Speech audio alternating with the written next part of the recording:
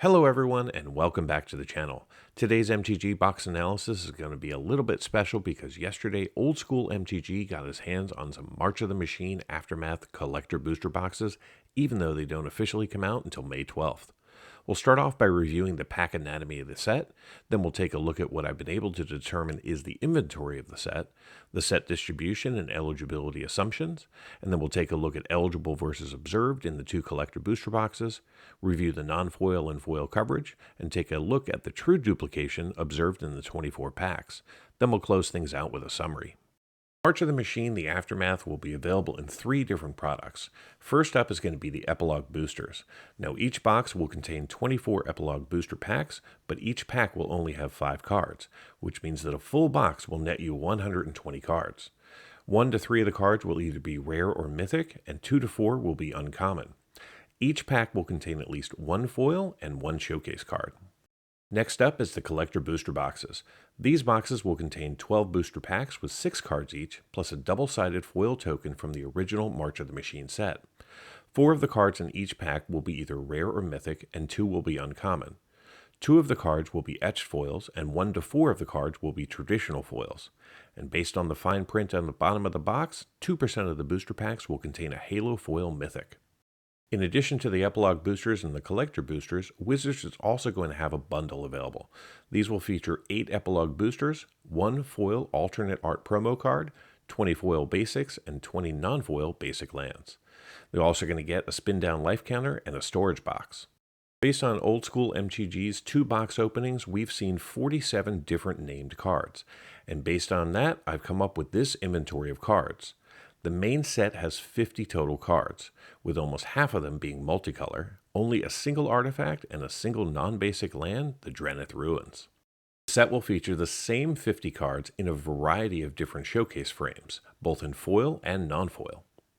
And those same 50 cards will also be available in etched foils. Now, based on the card numbers we've seen and my experience tracking MTG sets, I believe there's going to be 35 extended art cards. These will either be rare or mythic and likely consist of a total of 10 mythics and 25 rares. The set will also feature approximately 43 Halo foils. I arrived at this because we have seen the Coppercoat Vanguard numbered 186 and the Draneth Ruins numbered at 228. And since the Coppercoat Vanguard is number 1 from the main set and the Draneth Ruins is 50, there should be 43 total Halo foils. We've also seen 2 retro frame cards.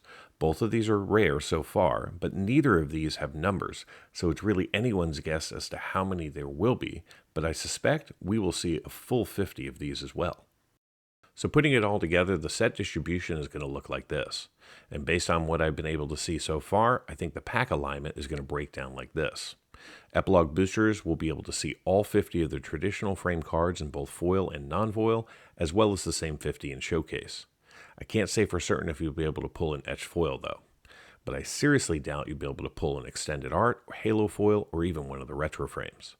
In collector boosters, you're not going to see any of the non-foils from the main 50 or the showcase, but you're going to be able to see everything else.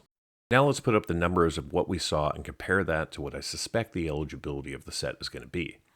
This chart shows the non-foils and specialty foils in green, the traditional foils in orange, and the known set in gray as the baseline.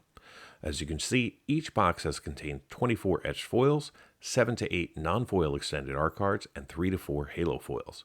In the traditional foil space, each box has contained 12 cards from the main set in foil, 19 showcase foils, and in one box we saw 5 extended art foils and a single retro frame, whereas in the other box we saw 4 extended art foils and 2 retro frames. From a rarity perspective, Box 1 and Box 2 both contain 24 uncommons.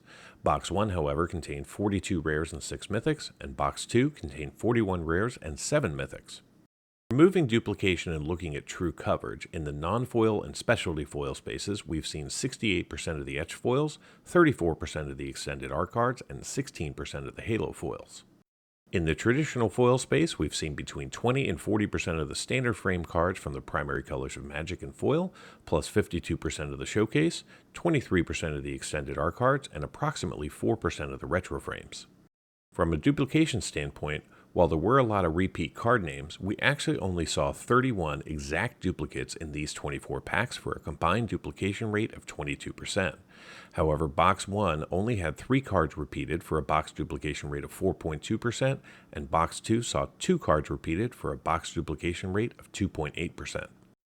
Again, a big shout out to Old School MTG for sharing his box experience with the community.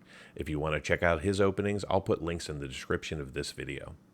So what did we learn? Well, we learned that each box will contain 12 booster packs with 6 cards each plus a foil token for a total of 72 cards plus 12 tokens. We also learned that the set will feature 50 cards in standard frame, showcase, and etch foil, plus 35 extended art cards, 43 halo foils, and an unknown number of retro frames. Thank you so much for watching. Until next time, do something amazing.